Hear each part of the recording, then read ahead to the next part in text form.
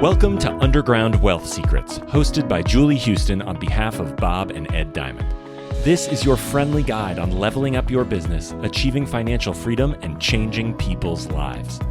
This is for serious players who want to surpass their current stage and move the needle further.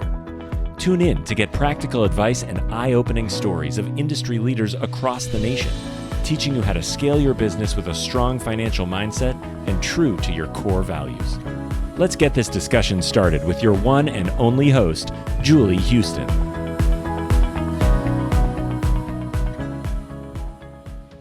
Hi, everybody. This is Julie Houston with Underground Wealth Secrets on behalf of Bob and Ed Diamond. And I'm very excited to be here today with LeGrand, who is the master and the expert at building and selling real estate without using any of your own money, credit, and help from LeGrand, actually, a real estate expert that's going to be pulling back the curtains and sharing what's working in his actual business today and with his students. So Ron, welcome to UndergroundWealthSecrets.net. I'm honored to have you here today. Thank you.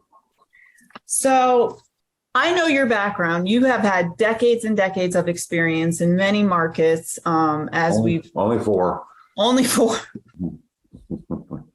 That's quite impressive. And you're still having success currently in the market. And I'd like to know some of the things that you're doing that are working in your business and with your students today that are working today in any market that you've been through, especially being through four markets. All right. Well, first of all, before I get started, always happy to be on a podcast that have Bob and Ed involved in it because they are really some of my heroes. I love what they do. And I get a lot of rave reviews from people that they work with.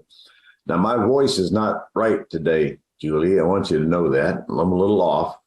I'm actually in my fourth day of COVID, but no, I'm not going to die. So don't ask, am I doing okay? I'm doing fine.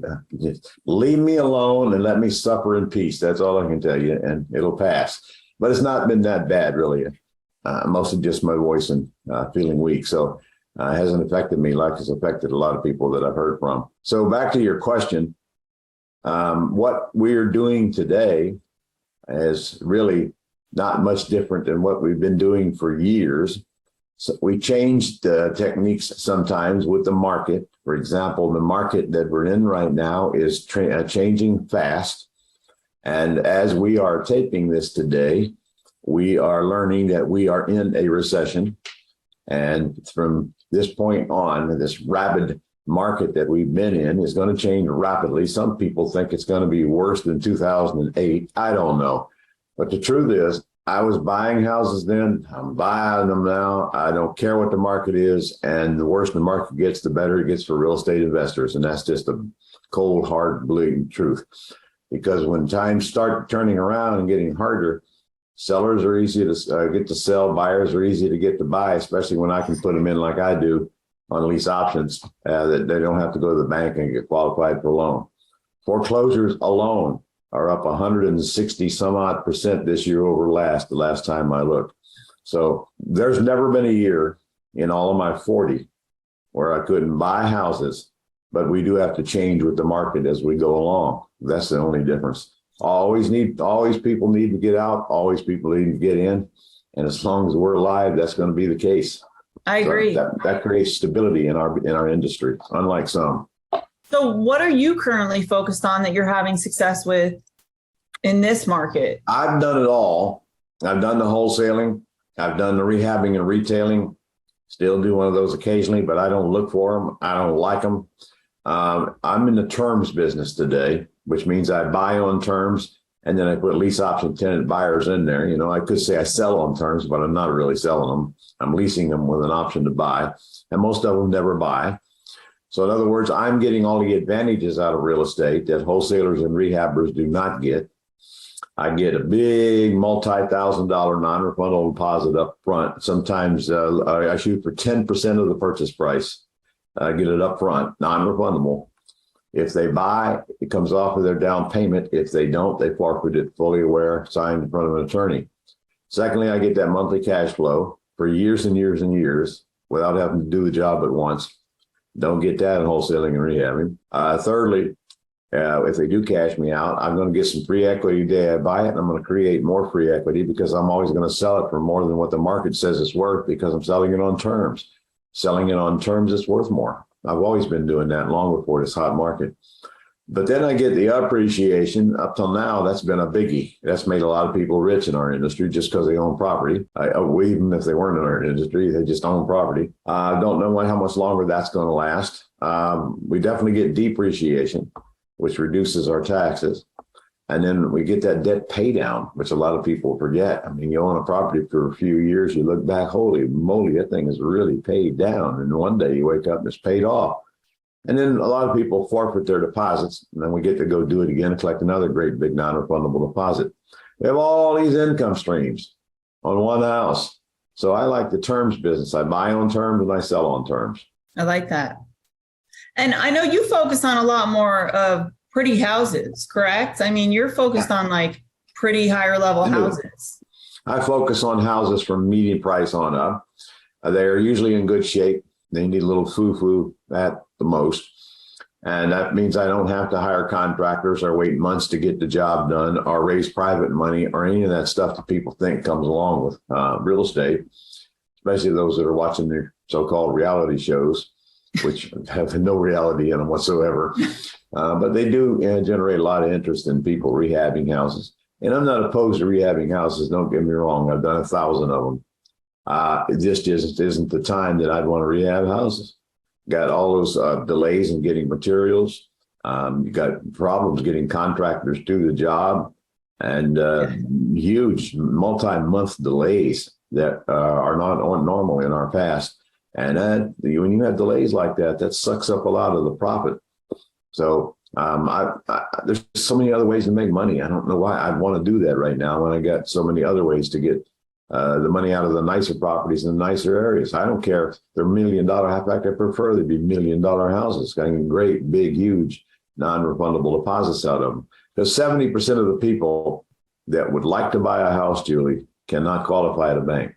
That is correct. Then that makes a huge market for myself and my students. We cater to the people who can't qualify, and then they can move into the house and clean up whatever is broke in time and go get a loan if they want. The truth is, most of them don't, and that's okay with me. I have a question. Through your method, when they lease option the property, are they responsible for everything? Like all repairs. All affairs. So the AC goes out, the roof blows away. That's 100% on after 30 days. After 30 days. Yeah. I warranty the system for 30 days. Now, look, to be honest, well, first of all, I got insurance. So if the roof blows away, that's not a problem for my tenant buyer. But if the repair comes along and it's too large, I'm probably going to jump in there and fix it and either add it to the price. If I fix anything on the house, I'm going to add 125% of that amount to the purchase price. Okay. And almost never do I have to do that. No, the repairs just aren't that major. They're all minor stuff, and they can especially in the homes you invest in. I just lost a tenant 2 weeks ago that moved out of one of my houses. Been in it 12 years, Julie. 12 years. Made rent payments for 12 years. Option expired 11 years ago. I haven't touched the house. I haven't spent a nickel on the house since that time. And that's a good example of what rent to own is compared to renting. I feel sorry for all these landlords that just put a tenant in their house, collect the first month's rent and a deposit, then they got to do all the repairs. Never will I ever put a tenant in a house. It's going to be a tenant buyer, which acts more like a buyer than they do a tenant. Not only do they have a bunch of skin in the game, their deposit, because if they don't pay their rent, that deposit is forfeited. So I didn't worry about collecting rent during COVID. I didn't have any problem whatsoever because they had all the skin in the game.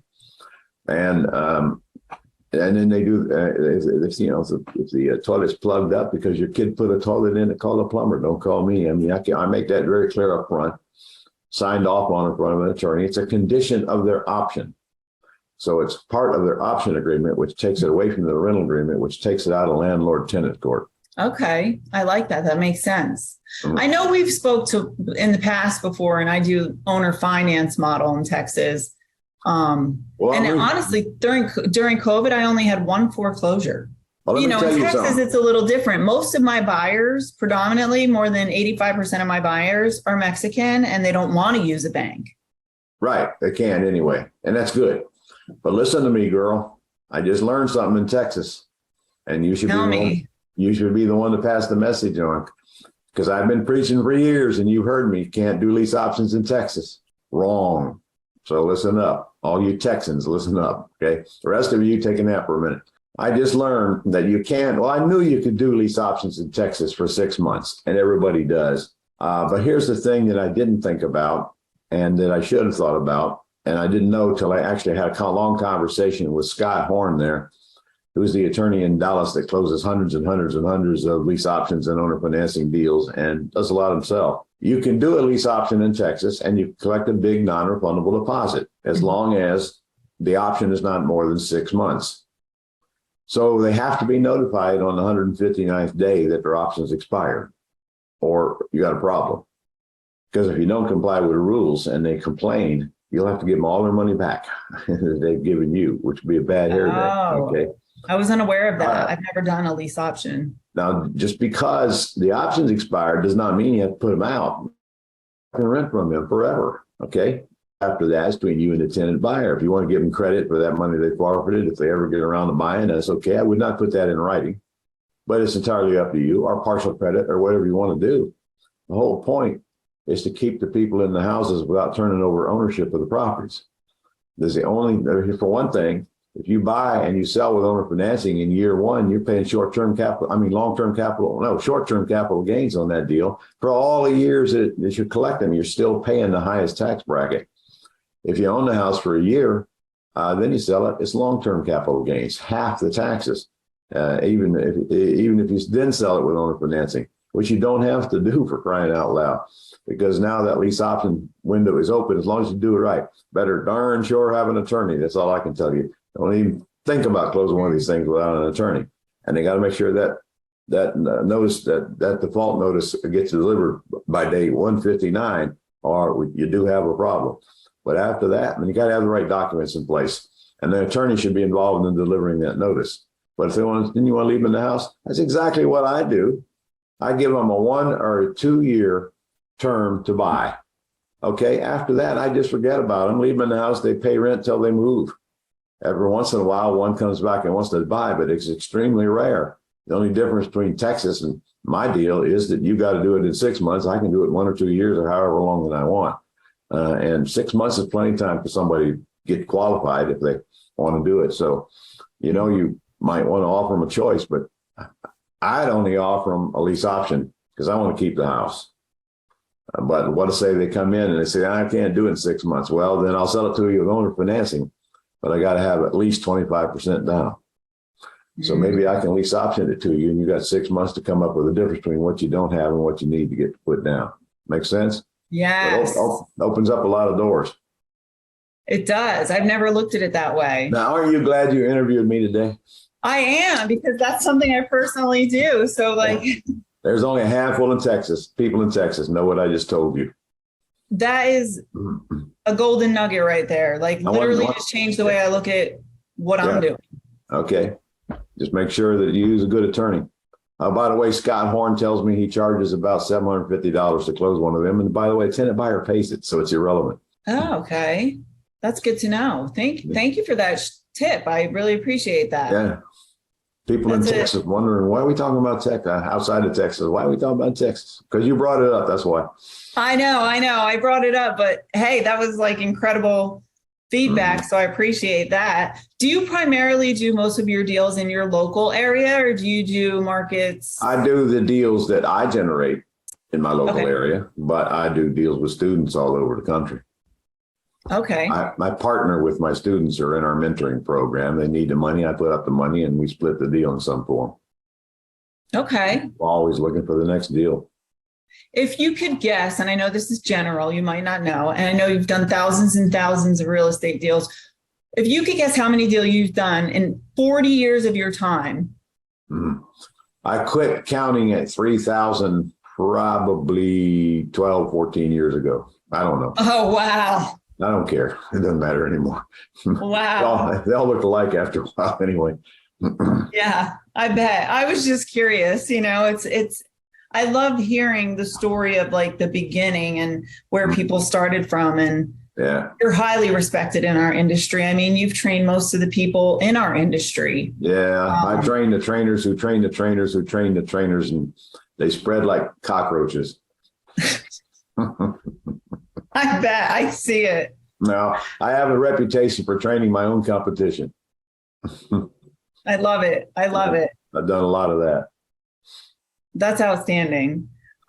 So what would you say for our viewers today if they were interested in learning your model? What feedback would you give them that would benefit them learning your model? Well, the easiest way to learn my terms model is go do my hour and a half, hour and whatever it is, webinar where I go through it step by step. You can give them the link to do that, can't you? I can. And that link is going to be undergroundwealthsecrets.net/terms. Undergroundwealthsecrets.net. Why don't you get a long URL while you're at it? Undergroundwealthsecrets.net/term. Terms with a plural, right? Couldn't that just as easily have been UWS or something like that? I believe so. Yes. You think? All right. I'll speak with my CMO. Man, that's a lot to remember. Underground. We'll have everything in the show notes too. Secrets. Everything will be written out in the show notes too. And by the way, guys, she said .net, not .com.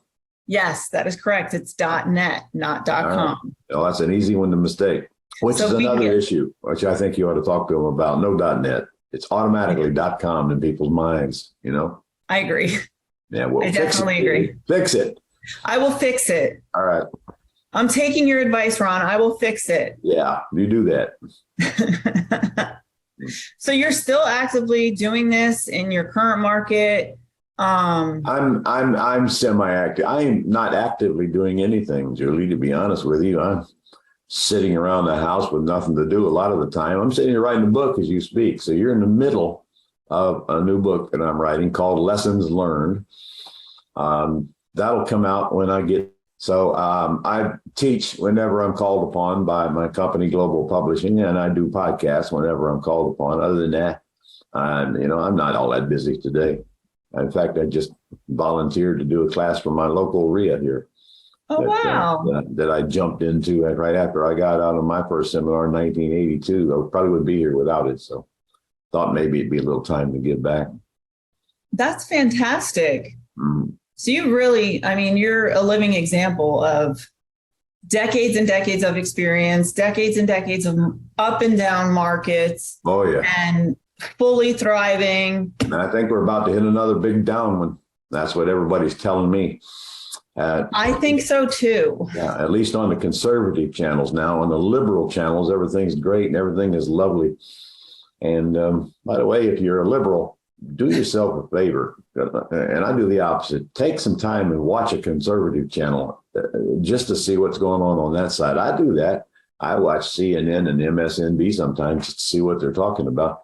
I do too. And I notice they don't ever talk about the stuff that's happening if it's negative to Democrats. We as United States citizens need to keep an open mind here. So I try to watch what the other side's got to say and see if I can make any merit out of it. But to be honest with you, the stuff is going on. It just kills me what's going on out there today. I just have a hard time imagining that we as a society could let our government get away with the crap they get away with. But I'm not here to talk to you about politics, am I? So what else do you want to know before I get off on the diatribe? I know. So what would be some of your feedback to a newer investor starting out, like the basics? Like if you're just starting out in real estate, what do you highly recommend? Well, first of all, you need to get training before you embark on the art of real estate. No business. You can't start any business without figuring out what the pros and cons of that business are. And you got to get behind the scenes, and you should be trained by someone who's done it, not just talks about it. There's so many people out there talking about so much crap. Man, I don't even want to watch the YouTube and the TikTok. I'm on TikTok, I'm just got on. Oh, I've got some like 26,000 followers on it in about 3 weeks or so. And all I'm doing is answering questions on there. That's all I'm doing. And I see things like this BRRRR thing that just gets under my skin. You heard that, right? BRRRR. Yes, I've seen several BRRRR videos from so many people. I'm anti-BRRRR, for example, and they're teaching this stuff to brand new people. And the crap that they teach sometimes just makes my skin crawl that people actually are going to believe this nonsense. And the people who are teaching it might have done a few deals, but I can tell you they haven't been around long just by what they're talking about. I haven't been around long enough to experience the downturns they're about to. Okay. So let's talk about this BRRRR thing for a minute. It says buy and then rehab and then rent and then refinance and then repeat. Okay. Well, that's great. But I got two big problems with that thing. Number one is the rent. I don't rent. I rent to own. Non-refundable deposit. They do the repairs. Forget it. Set it. Forget it. And then lastly, the refinance part. I'm violently opposed to that because guaranteeing debt is the number one biggest mistake you can make in this business, especially now going into a recession. Why would you want to guarantee debt, for crying out loud? I know. Dumb thing to do. We got so easy to buy. It is way easier, 50 times easier to buy properties without guaranteeing debt than it is by guaranteeing debt. We get all them we want. We don't need to go to a bank and get a loan, and we don't need to put up 20% and bury that money in that real estate. Burying money in real estate is not a good use of money. You get a zero rate of return for it. But property's going to go up. It's going to start coming down now. But even then, if I can get the same amount of real estate without putting 20% into it, it's going to go up the same amount of value regardless if my money's in it or not. So I'm literally getting a zero rate of return for that money I bury in that real estate. I can take that same money, invest it at a lousy 15% interest. And over a 10-year period, it's worth 4.5 times what it is today, which I would have lost if I put it in real estate. You get all the real estate you want with no money out of your pocket or very little money. And today, when I buy a house, Julie, sometimes I have to put up a $10,000, $15,000 down payment and pay closing costs. But if I do, I'm going to turn right around and get a $30,000, $40,000, or $50,000 non-refundable deposit. So I'm not leaving money in real estate. I'm just using it for a few days, okay? And try to measure the return on that, for crying out loud, compared to burying in real estate. So some of these lessons they teach. So back to your question, you've got to be careful to whom you listen and make sure that you get trained by somebody who actually knows what the hell they're talking about, because I got to tell you, a lot of them do not. And stay with your mission, whatever it is you want to do. There's only a few ways to make money in real estate. Okay, I want you to be making it in all of them. I train transaction engineers, but you got to avoid the shiny object syndrome. That means every time somebody throws something at you, okay, one day here comes stocks, here comes crypto, here comes whatever. Here comes 20 different ways to find deals, and I'm always going off in different directions, trying to and never get anything done. Stay on the mission. Focus on doing the few things you need to do to buy and sell houses and master that. And if you want to go do something else, great, but you can't do all things and you can't do them alone. It takes a village. You need help. That is true. Most of that help is outsourced. You do not need employees to make money in real estate. You might need some if you want to grow the business. But in the beginning, you don't need employees. Our system today, everything's done for you. All you do is plug and play, for crying out loud.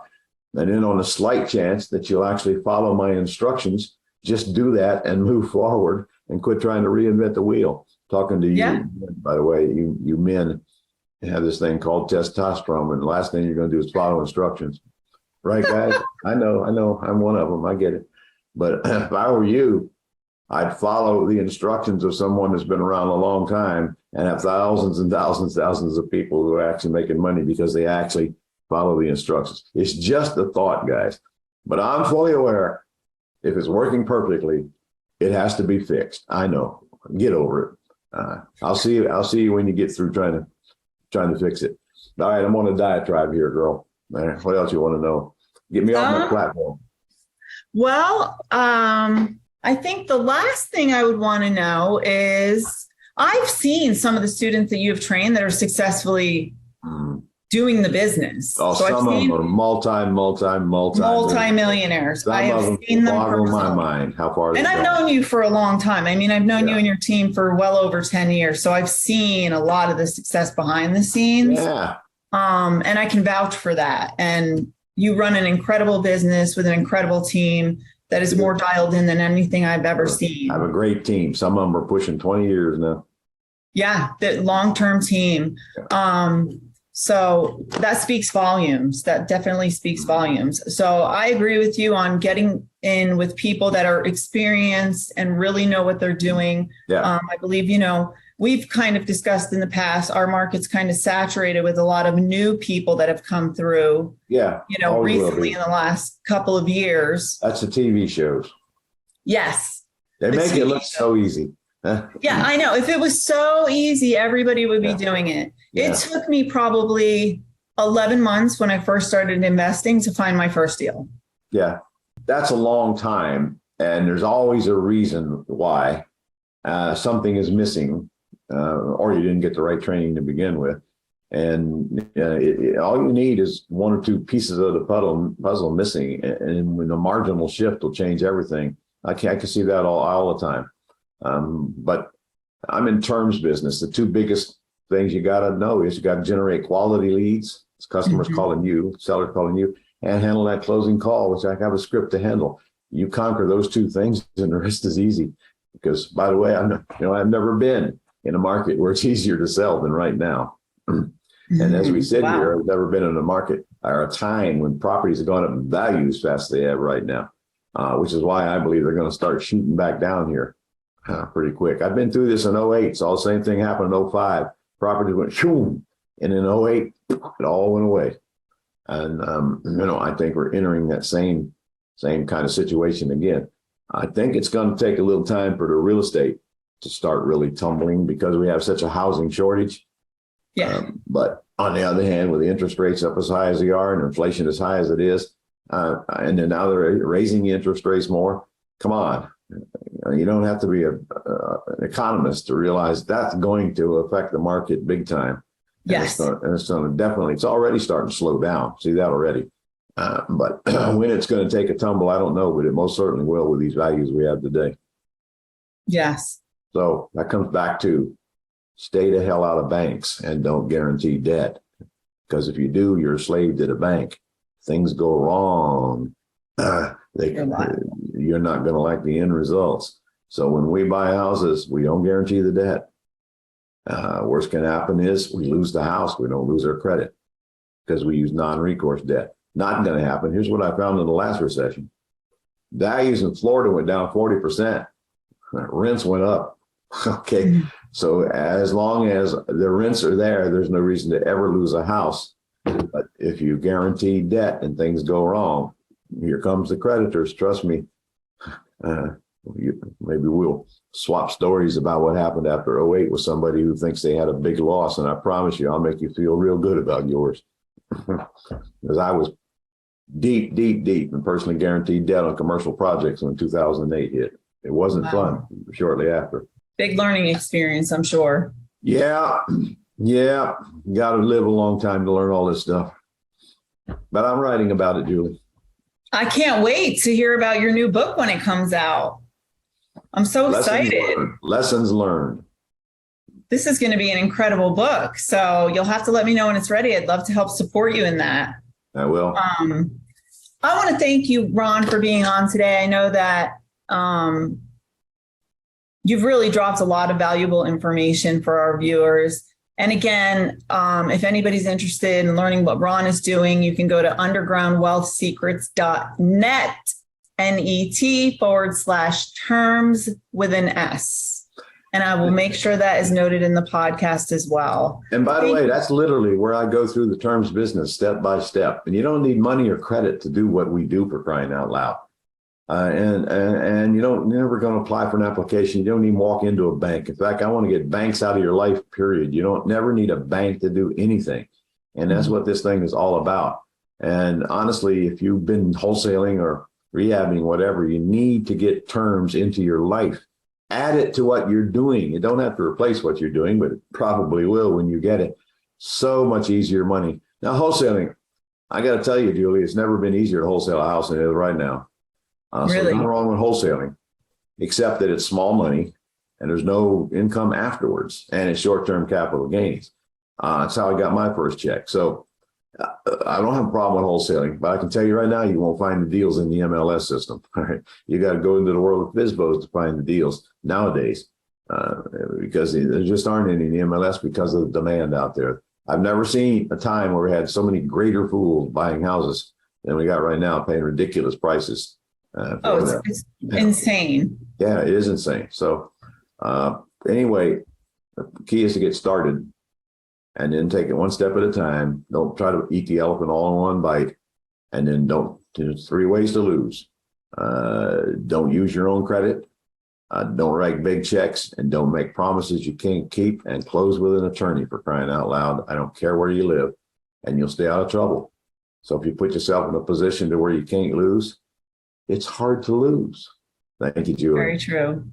They need to learn the processes and steps in place to do that. Well, thank you so much, Ron. I want to thank you again for taking the time to meet with us again today. It was such an honor having you on the show. Again, everybody, for more information about what Ron is actually going over through this free course, you can go to undergroundwealthsecrets.net/terms. I'll make sure that we note that for you as well. And again, Ron, I hope you're feeling better and you have a wonderful day. Thank you for listening to this episode of Underground Wealth Secrets.